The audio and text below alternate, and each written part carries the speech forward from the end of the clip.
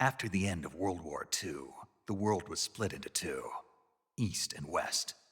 This marked the beginning of the era called the Cold War.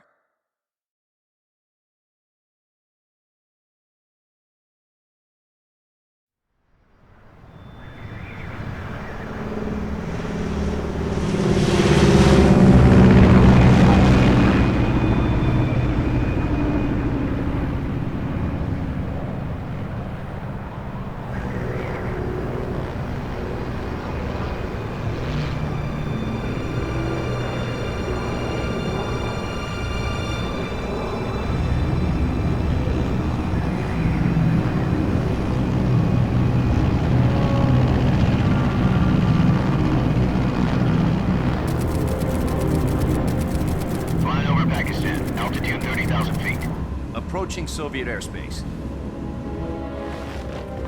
20 minutes to drop off. Commencing internal depressurization. Equipment check. Arm main parachute. All right. You ready to go? Drop zone still showing a high pressure mass. Cav okay. Good. We've got high visibility.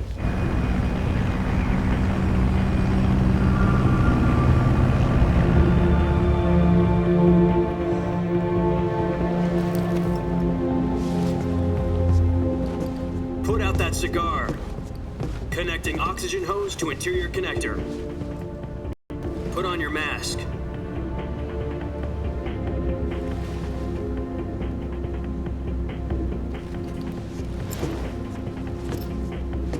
Does this panty waste know what he's doing? Approaching release point.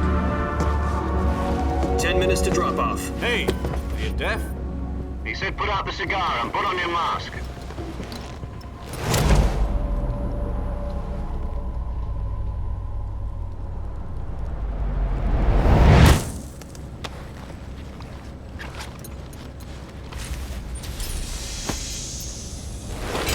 Depressurization complete. Checking oxygen supply. 6 minutes to drop off. Opening rear hatch.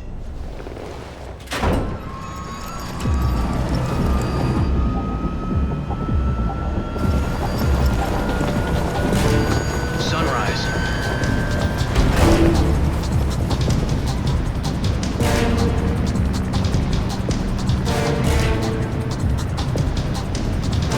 External temperature minus 46 degrees Celsius. 2 minutes to drop off. Stand up. You'll be falling at 130 miles per hour. Try not to get frostbite from the wind chill. 1 minute to drop off. Move to the rear. Activate the yellow bottle. This is one for the history books. The world's first halo jump. 10 seconds to drop off. Stand by. Status okay. All green. Prepare for drop-off. Countdown. 5, 4, 3, 2, 1. Spread your wings And fly. God be with you.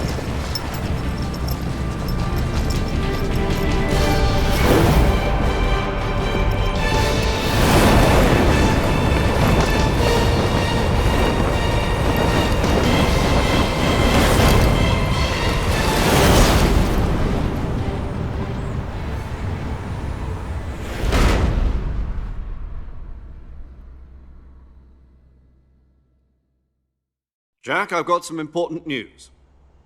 The head of the CIA has finally given us the green light for the virtuous mission. Virtual mission? No, the virtuous mission. The future of our Fox unit depends on it. If it succeeds, we'll be officially organized into a unit. Virtuous mission? Sounds like some kind of initiation ritual. You know, don't get cocky. This isn't a training op. Right. So what exactly is this wonderful mission? Well, about 2 years ago, a certain Soviet scientist requested asylum in the West through one of our moles. His name is Nikolai Stepanovich Sokolov.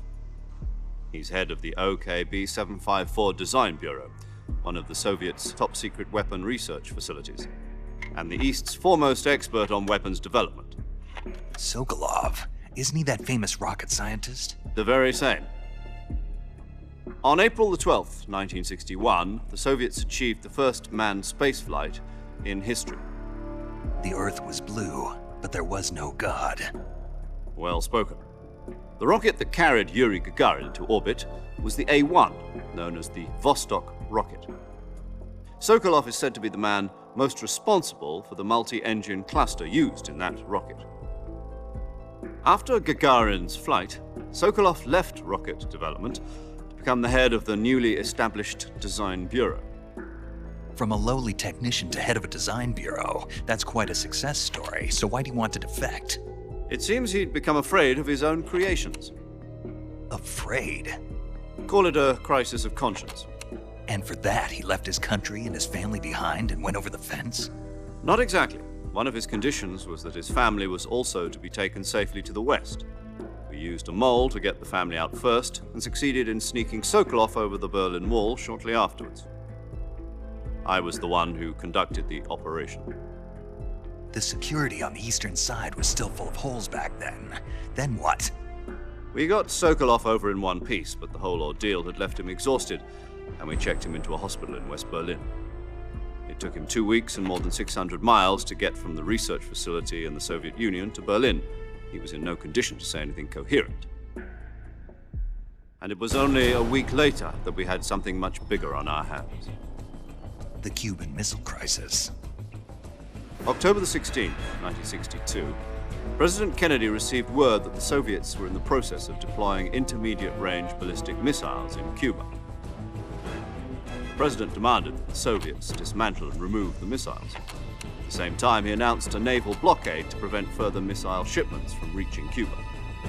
But the Soviets didn't back down, instead placing their armed forces on secondary alert. Soviet transport ships carrying missiles continued on course towards Cuba. US and Soviet forces went on alert for an all-out nuclear war. Frantic negotiations were conducted through the UN to end the hair-trigger standoff. Finally, on October the 28th, the Soviet Union agreed to remove its missiles from Cuba, and so the world avoided a nuclear holocaust. But in order to get the Soviets to pull their missiles out, we had to make a deal. You mean the one where the US agreed to remove its IRBMs from Turkey? No. The Jupiter IRBMs deployed in Turkey were obsolete, and we were going to get rid of them anyway. They had no strategic value whatsoever to either the US or the Russians. The Turkey deal was a ruse, a cover story that was fed to the other intelligence agencies around the world. So what did the Russians really want? Sokolov. They wanted us to return Sokolov. You mean the Soviets pulled out of Cuba just to get their hands on Sokolov? That's right. What the hell was he working on? At the time, we had no idea. We were running out of time. It was either give up Sokolov or risk full-scale nuclear war. In the end, we had no choice. President Kennedy gave in to Khrushchev's demand. The next day, I got Sokolov out of the hospital, handing him over to agents on the eastern side. Sokolov kept on screaming, "Save me," until he disappeared from my sight.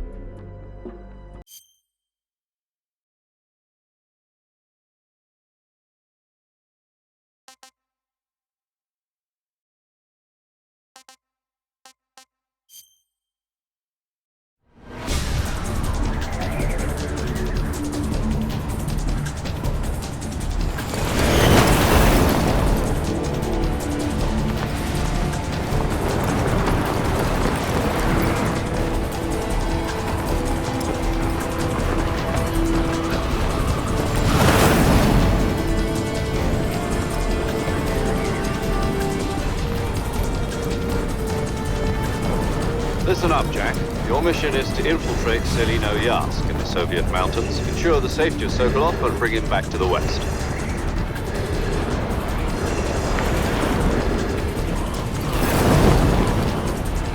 If we don't get Sokolov back before that weapon is complete, we'll be facing a major crisis. The clock is ticking.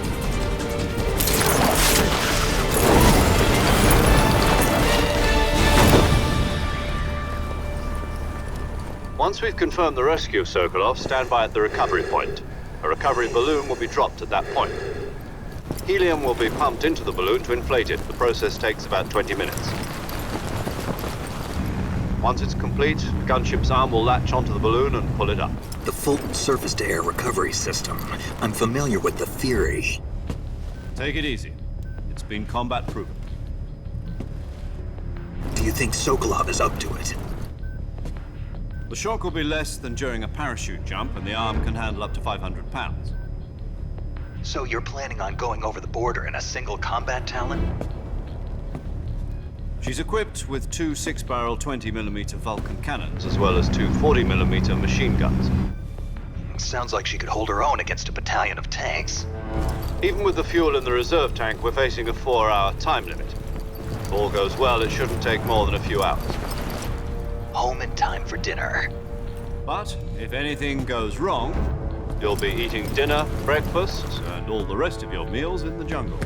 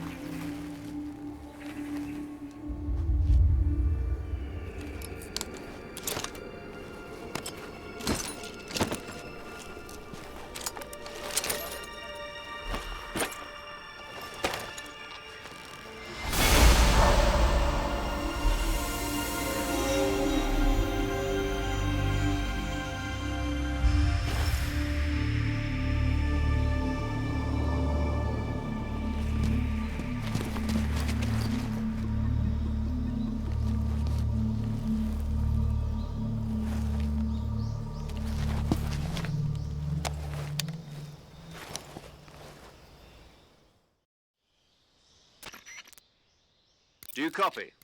You're already in enemy territory, and somebody might be listening in.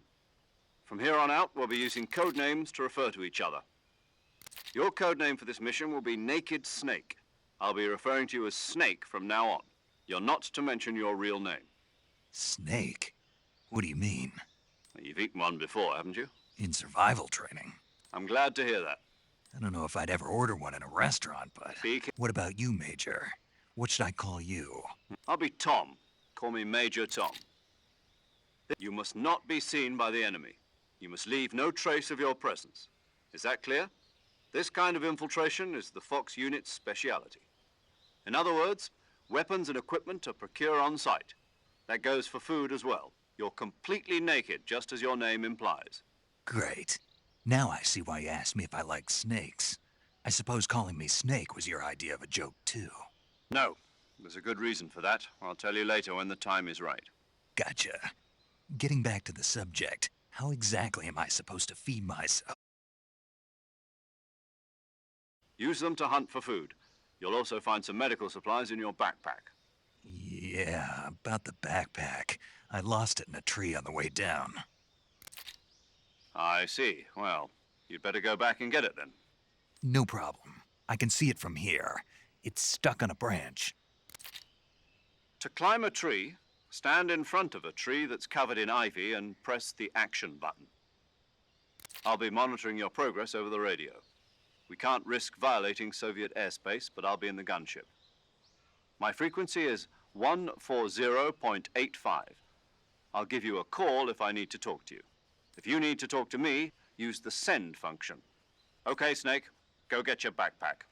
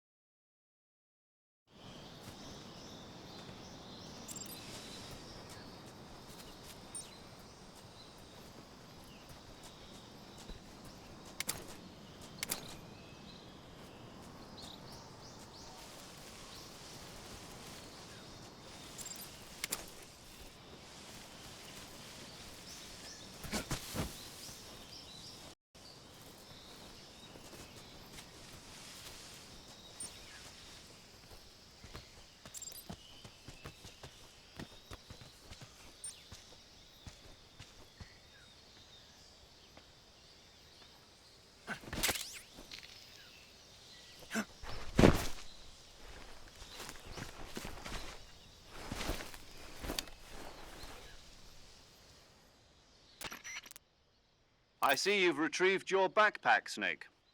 To equip a weapon, it's necessary. In the survival viewer, choose Weapon from the backpack. Your available weapons will be displayed in a list on the screen. From that list, choose the weapon.